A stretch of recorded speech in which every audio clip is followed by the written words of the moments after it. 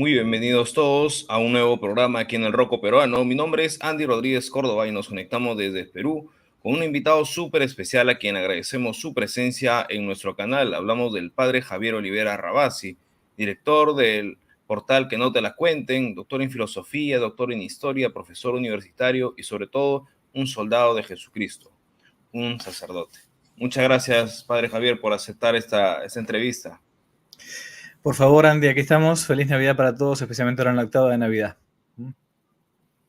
Gracias, padre. Bien, para comenzar, en un principio, y me incluyo de forma personal, muchas personas, muchos jóvenes auguramos la batalla cultural y lo vinculábamos ir contra el progresismo, vinculábamos ir contra ciertas ideas como el aborto, contra el lobby LGBT o incluso el tema de la destrucción de la familia, pero poco a poco nos íbamos tornando hacia un campo que es más espiritual, a lo cual ya no era una batalla cultural, sino una guerra espiritual, y que era la búsqueda de la verdad que nos acercaba a Dios. ¿Qué nos puede comentar sobre esto? Bueno, sí, la llamada batalla cultural, digamos, ¿no? Es como en todas las guerras, hay batallas. Y dentro de esas batallas, una de estas es la batalla por la cultura, ¿no? A mi juicio, de las más importantes. No porque a mí me parezca la más importante, sino porque el mismo enemigo, por ejemplo, un famoso comunista italiano que fue Antonio Gramsci, hablaba de la revolución cultural, ya en la década del 30 del siglo pasado, hace casi 100 años. Y él decía que no bastaba solamente con tomar los cuerpos, había estado ya la revolución bolchevique, el comunismo había comenzado, se llevaba unos años en Rusia, se estaba expandiendo en el resto de Europa, y decía que no bastaba con tomar los cuerpos, tomar las estructuras de poder, digamos, el Estado, ¿no? Hacer una dictadura, como finalmente la dictadura famosa del proletariado que planteaban ellos, que nunca llega, porque finalmente es siempre la dictadura de unos burgueses, unos pocos burgueses. Él decía, hace falta que la gente esté convencida de esta revolución.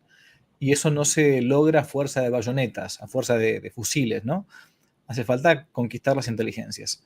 Es por eso que Antonio Gramsci planteaba esto de la revolución cultural, que significa dar vuelta al orden establecido, dar vuelta al sentido común, dar vuelta los valores éticos, estéticos, lógicos de una sociedad, y esto es lo que llama la revolución cultural. Pero es una batalla, ¿no?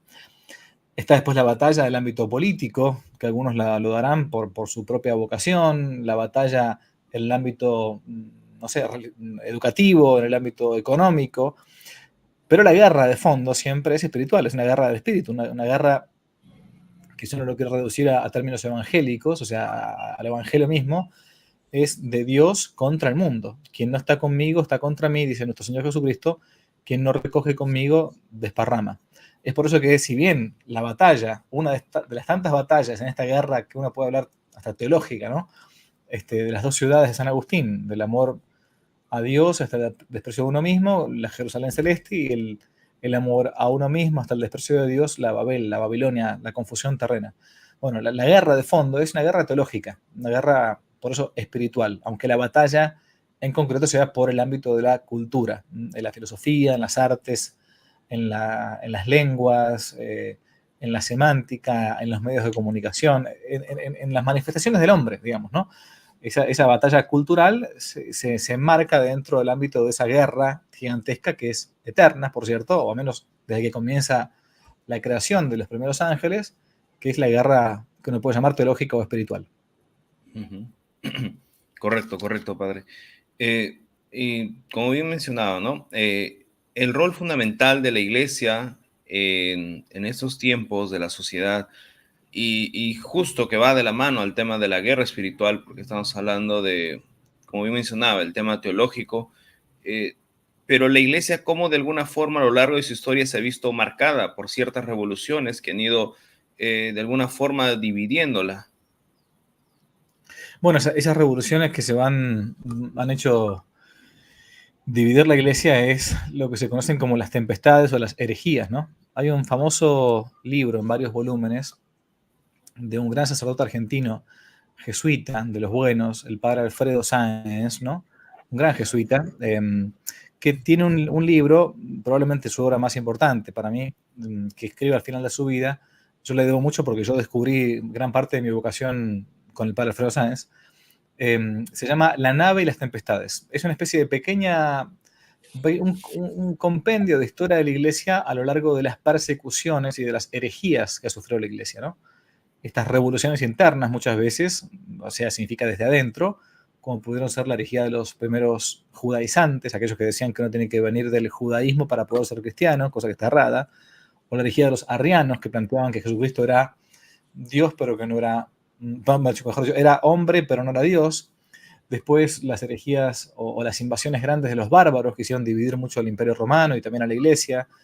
El Islam, que es una herejía judeo-cristiana, y así sucesivamente. O sea, la Iglesia ha tenido sus revoluciones, sus planteos, sus fisuras, desde afuera hacia adentro, que son las menos dolorosas, por cierto, son las más fáciles porque son mucho más sencillas de ubicar, y las más dolorosas y las más complejas son las que comienzan en el interno de la Iglesia para dividir la misma Iglesia. Una de estas, las últimas que estamos viviendo hoy en día, es la herejía del progresismo, o también llamada en su época, hace más de 100 años, por un gran papa que fue el Papa San Pío X, el Papa Sarto, que es la herejía del modernismo, que plantea más o menos que la Iglesia Católica debe acomodarse a la modernidad, es decir, a la contemporaneidad, y en vez de elevar al mundo sobrenatural, o sea, intentar hacer que sea la Iglesia sal de la tierra y luz del mundo,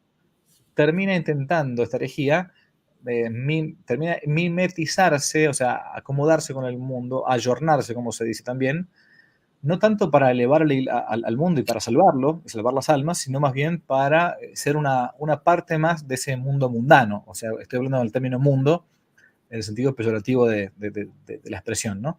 Bueno, y probablemente esta división, esta revolución interna, es de las más difíciles, más dolorosas, porque yo lo decía a San Agustín, de vuelta en la ciudad de Dios, este texto que cité al principio, que muchos creen estar o parecen estar en la ciudad de Dios, pero están en la ciudad del mundo.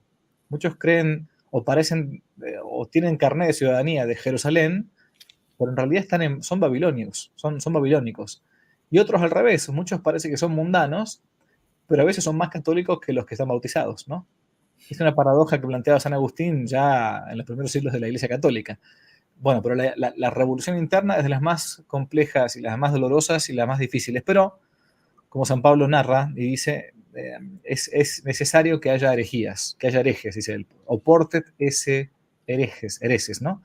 ¿Por qué? Porque ante la herejía, ante el error, ante la confusión, termina quedando en claro cuál es la verdad católica.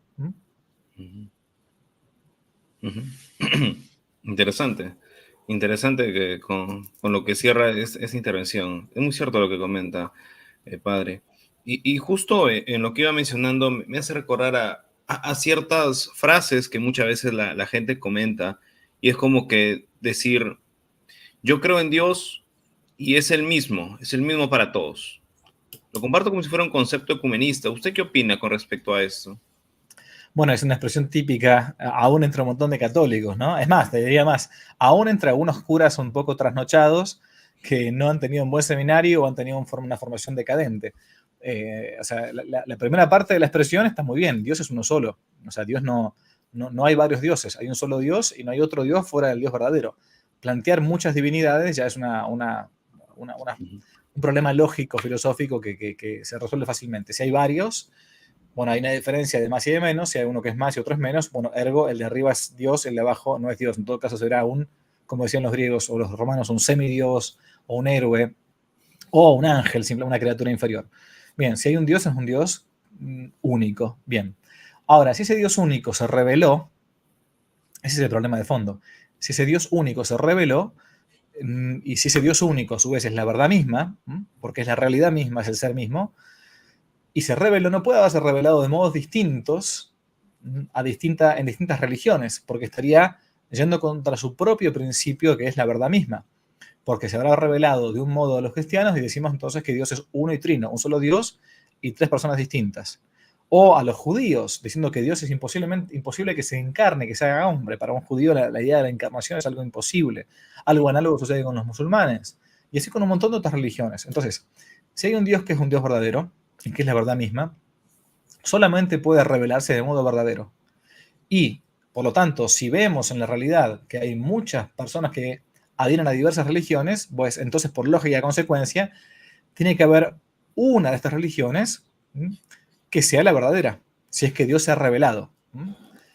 Si sabemos entonces que Dios se ha revelado en Jesucristo, la única persona que hasta el momento ha resucitado entre los muertos ante testigos públicamente, tanto que logró un milagro que de 12 hombres temerosos que lo dejaron solo en la noche de la pasión, a los pocos meses, a los pocos años, hayan convertido gran parte del Imperio Romano conocido, ¿no? Bien, y esa es una realidad empírica, es una de las notas de la veracidad de la Iglesia, ¿no?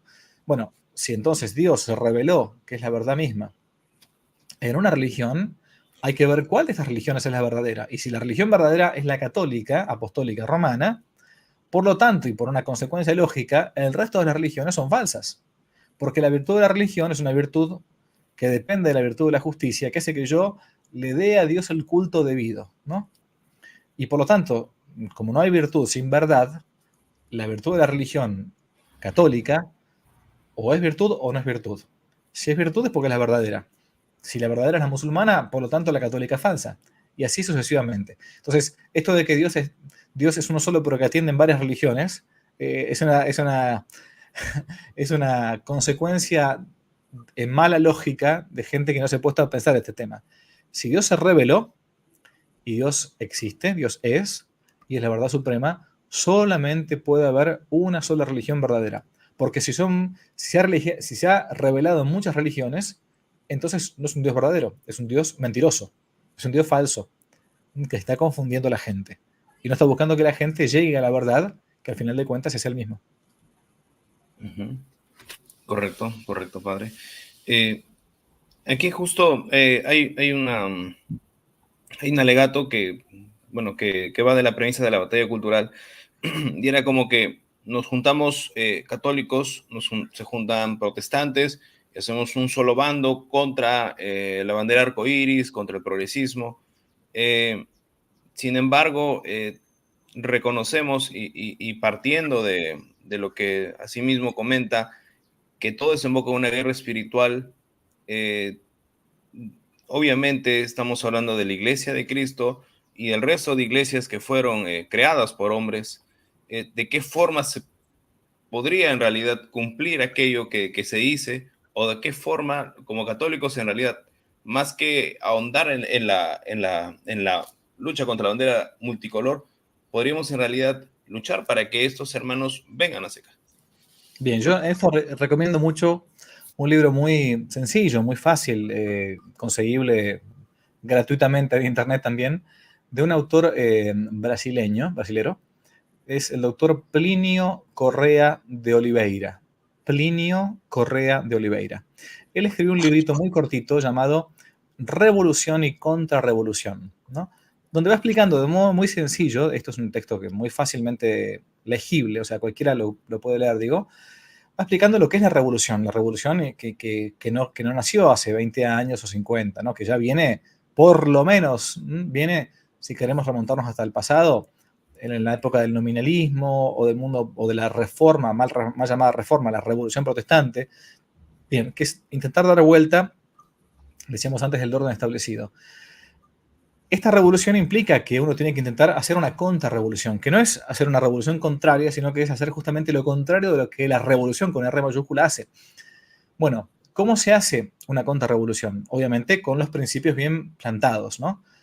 Pero sucede que, como decías antes, que hay gente que no es totalmente católica, apostólica romana, que no tiene nuestros mismos principios, que quizás o es protestante, o es atea, o agnóstica, o musulmana, o lo que fuere, pero que está luchando contra ciertos principios revolucionarios que entiende son contrarios al orden natural, por ejemplo, o a su propia fe, su fe en una falsa religión, pongámosle, ¿no? Bueno, este autor, Plinio Correa de Oliveira, que no puede ser nunca atacado de progresista ni de modernista, todo lo contrario, plantea que si bien uno tiene que intentar hacer la contrarrevolución con gente que tenga sus propios principios, nada obsta, o sea, no está prohibido en absoluto que uno se alíe con gente que tenga otros principios distintos, pero que esté buscando una misma finalidad. Por ejemplo, no sé, que puede ser una finalidad accidental, momentánea.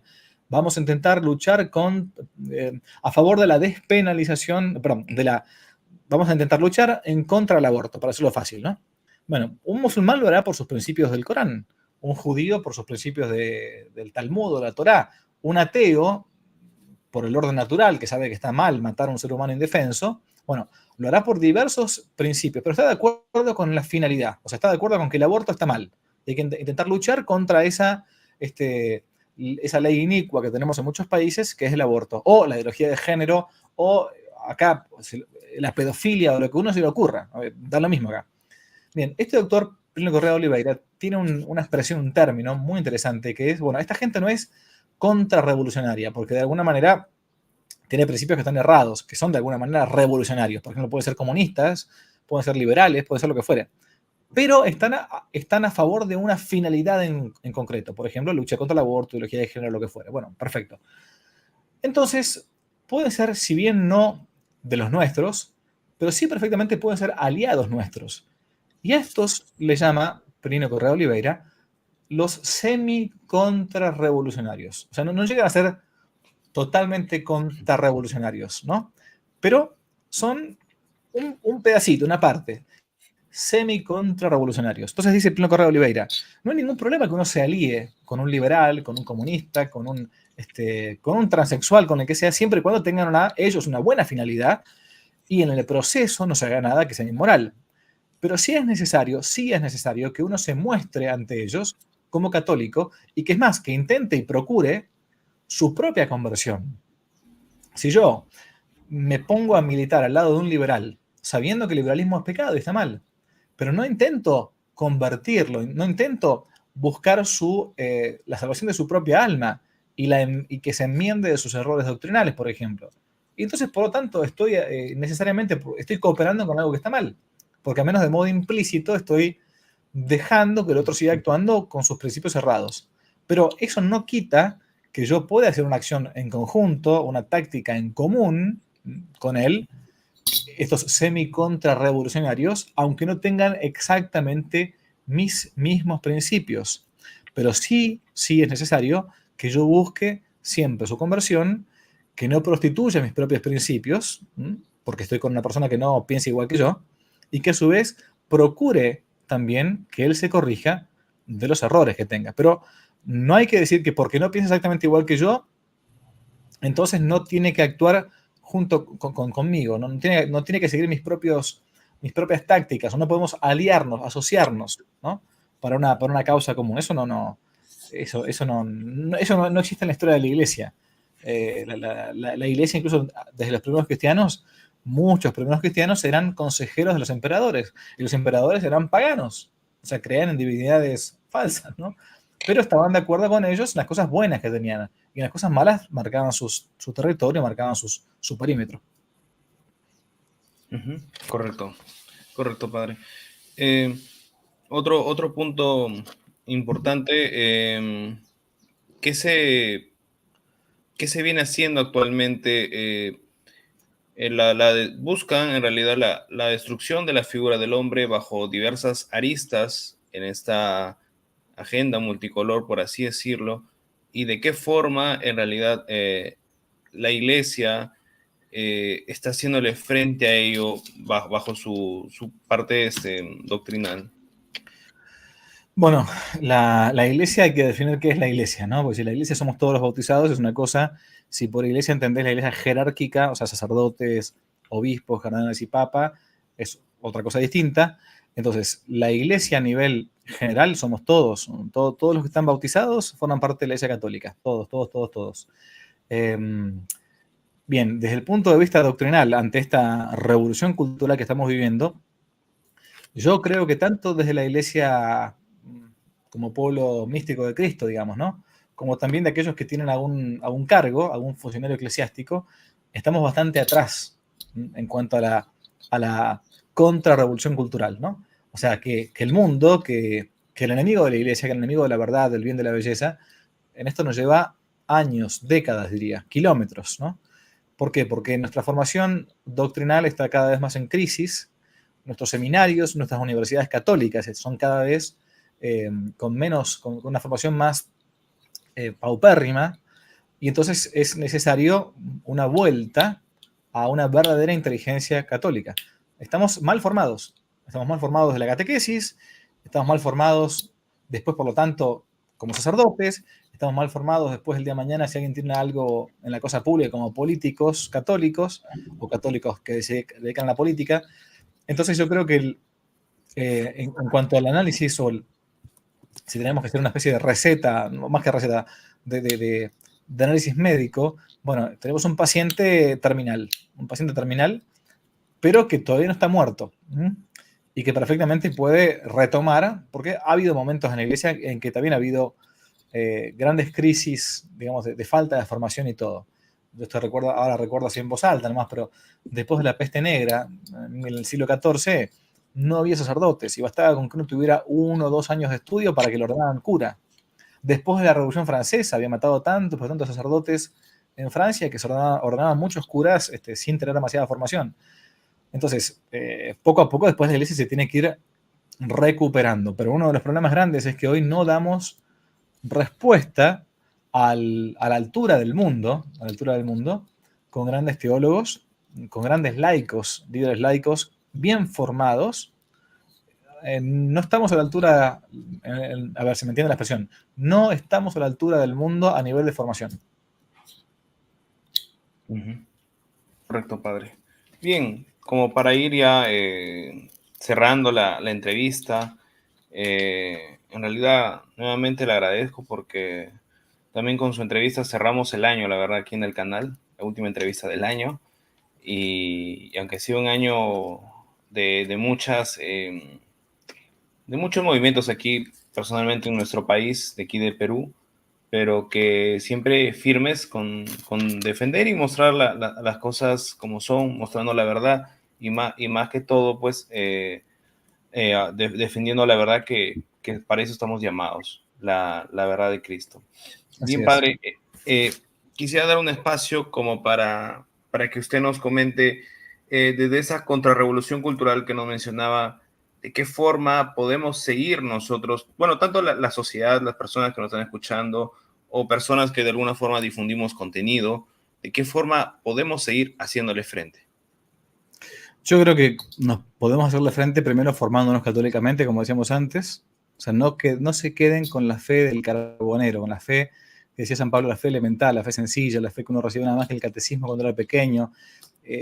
Hoy por hoy un católico que no está bien formado es un católico que termina siendo un apóstata. En la práctica o de modo, o de modo implícito o explícito. Hoy católico ignorante, como dice el refrán, futuro protestante o seguro protestante, ¿no? O ateo o agnóstico. Entonces, primera cosa es formarse bien. La formación no para nada más que quedarse con una cuestión meramente intelectual, sino la formación para la acción, una formación para el apostolado, una formación para intentar salvar las almas.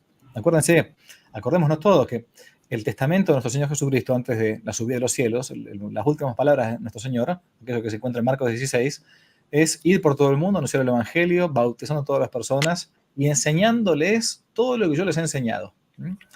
Entonces, esta es la misión no nada más que de los apóstoles, de los 12 apóstoles, es la misión de todo bautizado. Laico, cura, monja, papa, obispo, quien sea.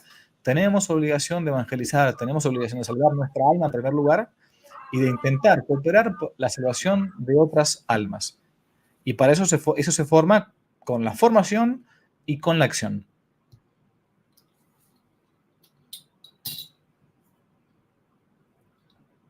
Bien, padre. Bueno, quiero agradecer nuevamente su presencia en nuestro portal y agradecemos a las personas que han estado viendo esta entrevista y les invitamos a que sigan difundiendo de esta forma. Yo creo que nosotros podemos seguir haciendo esta contrarrevolución al cual el padre Javier nos ha llevado en esta entrevista, nos ha orientado. Muchas gracias, padre. Gracias, Andy. Dios los bendiga mucho. Feliz Navidad y feliz año. Igualmente, muchas gracias. Adiós.